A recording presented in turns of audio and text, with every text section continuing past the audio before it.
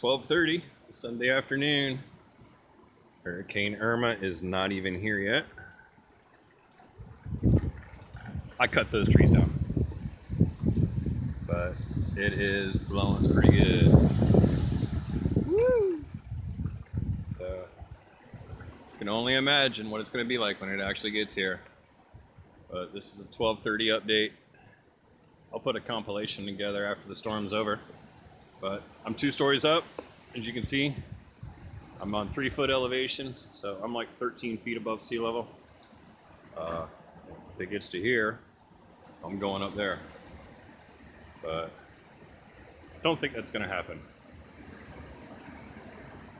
And pray anyway. Wow, look at that.